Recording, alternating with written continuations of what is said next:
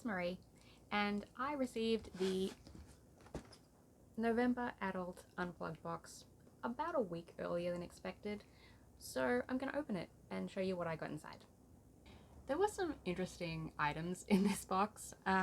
First being this beret, which I only figured out what it was because it has the little, the little beret nose thing. It says Lost in a Book on it.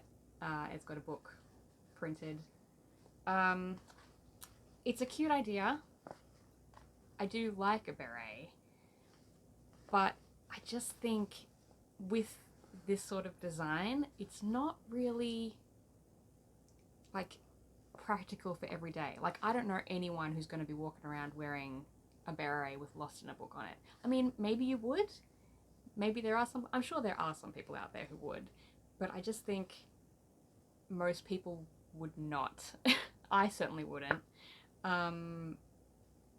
So, I think maybe a more subtle or discreet design would have been more practical, but I don't know.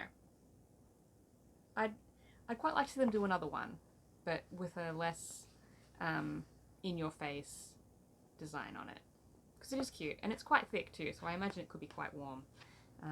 But yeah, I'm never gonna wear this unless I need it for a costume at some point, but I can't imagine why. There was also this scarf, handkerchief type thing. It's got a quote on it, which I believe is from Practical Magic, if I'm remembering from the website correctly. Although I do think it has a mistake on it because one of the lines is repeated, and I don't think it's supposed to be that way. It says, always throw spilled salt over your left shoulder, keep rosemary by your garden gate, plant lavender for luck, and fall in love whenever you can. The fall in love line appears twice, and I don't think it should. If that's the way the quote actually is, then the editor in me is wagging her finger. But it's quite cute. Again, don't know what I'm going to do with this. I just don't know what I would use this for. But it's nice. There was also this cute little bookmark with a quote, "Magic is desire made real." It's from A Discovery of Witches by Deborah Harkness.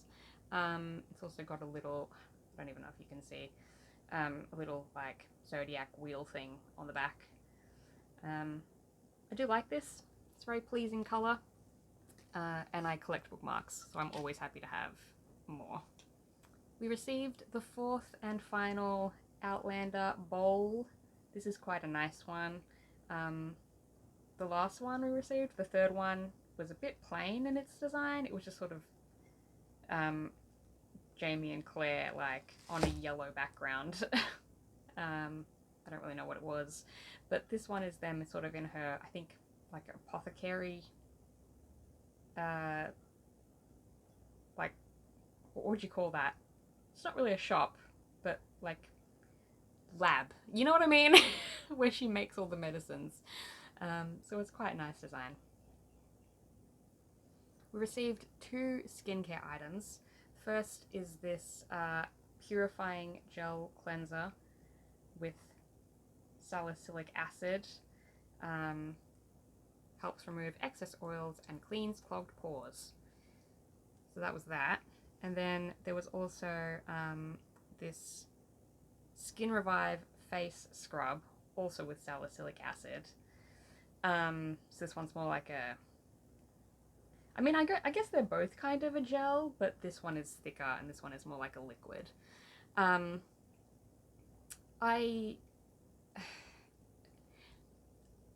get the feeling from what I've seen that salicylic acid is a bit trendy right now, so maybe that's why we've got 2. We also received a salicylic acid face serum in, I believe, last month's box, the October box, which seems a bit excessive to me. Like, I don't know a huge amount about salicylic acid, but I feel like you probably shouldn't be putting 3 products worth of it on your face regularly. Like this one says you should use it, or you can use it daily.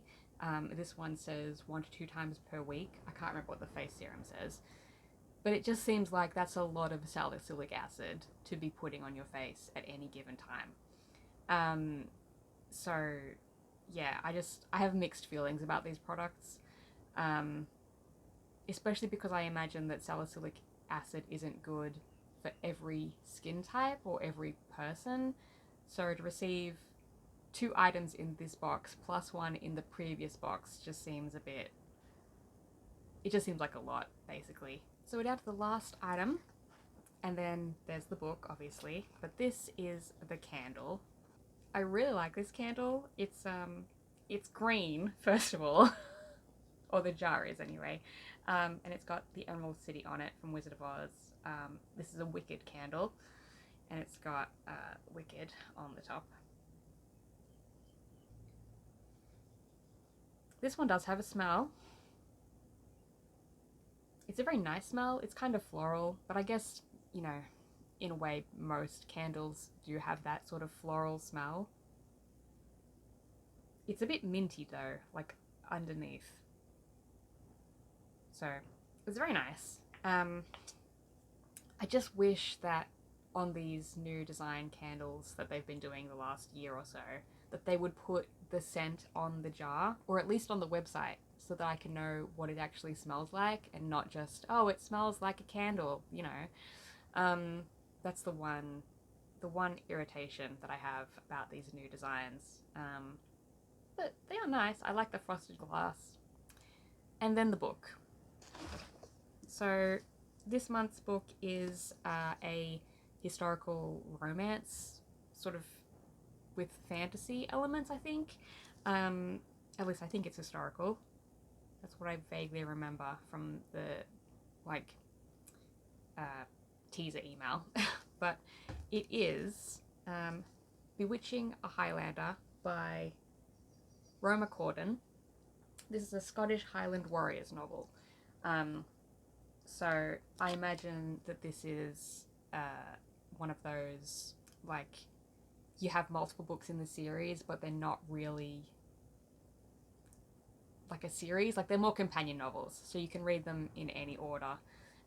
Although I suppose later books would have minor spoilers for earlier ones, but if that doesn't bother you, then it should be fine.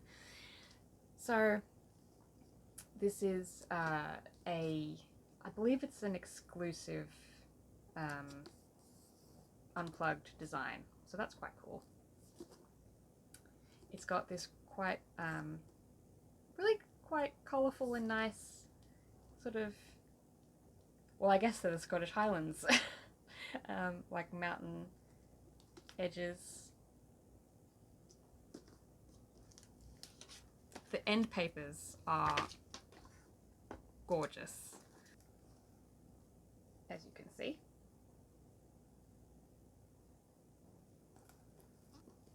The naked hardcover is this almost dark olive green with this really nice blue foil. Got a sword, a couple of lions, a shield. Yeah, really pretty. Very simple but effective. Alright, let's read the blurb. Brina McRae, a healer from Skye with a touch of witchery in her blood, embarks on a dangerous search for her missing father.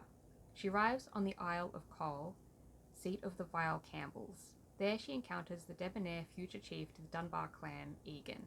Egan Dunbar is on Cole to keep the peace between the feuding Campbells and Dunbars. But when he catches Brina in a lie, he agrees to help her find her father, to pay back an old debt and get to the bottom of the secrets she's hiding. Is Egan willing to betray his clan for love? Can Brina trust him with her family secret and put those she loves at risk? So, as expected, it's a romance with a Scottish Highland future chief, which is fine. I don't read any Highland romances. Not that I read many romances at all. I don't have anything against them. I just don't read them. It's, but it's, I don't know, it just seems so funny how many there are. Um, like to me, it feels like if we believed fiction, there's like a Scottish clan chief just on every corner, like a McDonald's, waiting for some modern lady to walk along and fall in love with him. Um, and you know what? I've never been to Scotland. Maybe that's true, but something tells me that it's not. um, so, despite my lack of history with Scottish Highland romances, I am keen to read this one. I think it might just be a bit of fun. And even if it's not, the book itself is beautiful. I love this. I love these end papers so much. They might be my favourite ones to date. And that's the end of this November Adult Unplugged box. Yeah, I have some mixed feelings about the box as a whole. You know, the items are cool. Like the beret is really original. I haven't seen anyone do that before, but I just think the design on it isn't very practical for everyday use. But I do like the candle. The bookmark is great.